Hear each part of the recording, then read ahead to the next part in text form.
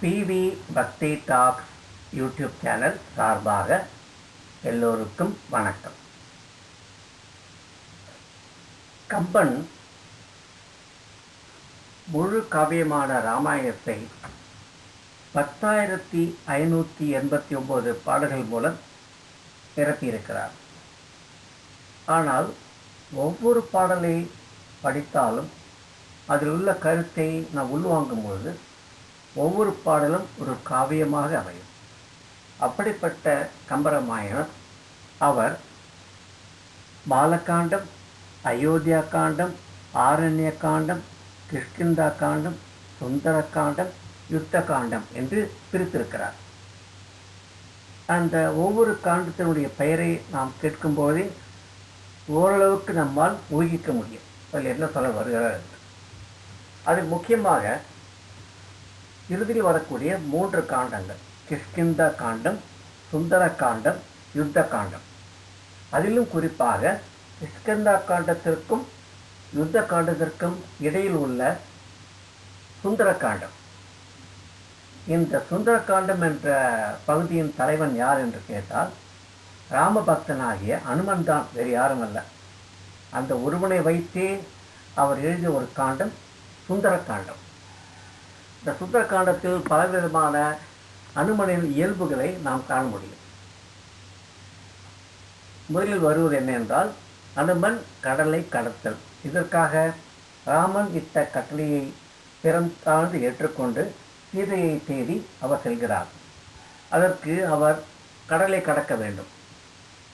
கடலை கடப்பதற்கு அனுமன் தன் உடம்பை பெருக்க வேண்டுவதாயிற்று.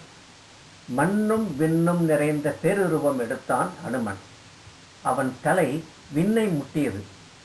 அங்கே மன்னவர் வியக்கும் துறக்க நாள் இருந்தது. சீதை அங்கு வாழ விரும்புவல் அல்லல், அதனால் அங்கு இருக்க வாய்ப்பில்லை என்பதை அனுமன் உணர்ந்தான். அவன் ஏறி நின்றது மகேந்திர மலை. விண்ணை மூட்டும் அம்மலையில் இருந்த அவனுக்கு பொன்னை நிகர்த்த இலங்கை கண்ணில் பட்டது. சரி, செல்லுமிடம் அதுதான் என்று தீர்மானித்தான். அதனால் எல்லையில்லா மகிழ்ச்சி பெற்றான் அனுமன். அங்கிருந்து அவன் இலங்கையை நோக்கி பாய்ந்தான். கால்களை அழுத்தமாக அம்மலையில் ஊன்றினான். வானரனாக இருந்தவன் வானவர் போல் அந்தரத்தில் பறந்தான். பறவை போல தன்னை மாற்றிக்கொண்டான். வாளை உயர்த்தினான், கால்களை மடக்கினான், கழுத்தை உள்ளடக்கினான். காற்றிலும் வேகமாக தன் ஆற்றல் தோன்ற விண்ணில் பறந்தான் அனுமன். அவன் செல்லும் வேகத்தால் கல்லும் முள்ளும் மரமும் செடியும் கொடியும் அவளுடன் தோழமை கொண்டன. யானைகள் 8 திக்கும் தடுமாறி நிலை குலைந்தன. அண்டங்கள் நடுங்கின, மற்றவர் வியந்தனர் என்று கம்பர் எழுதுகிறார். விண்ணில் பறந்தபோது எதுவும் கண்ணில் படவில்லை அனுமனுக்கு.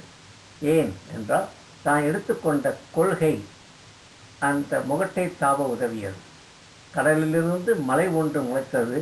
அது கண்டு அவன் மலைத்து போனான். அவனோடு போட்டி போட்டுக்கொண்டு அது உயர உயர நிமிர்ந்தது. இவன் கால்பட்டு அதன் தலை சிதறியது. உடனே அந்த மலை மானுட வடிவம் கொண்டு அவனிடம் வந்து மண்டியிட்டது. அதனை அண்ட ஒட்டாமல் அவன் அகலச் சென்றான் என்று கம்பர் எழுதுகிறார்.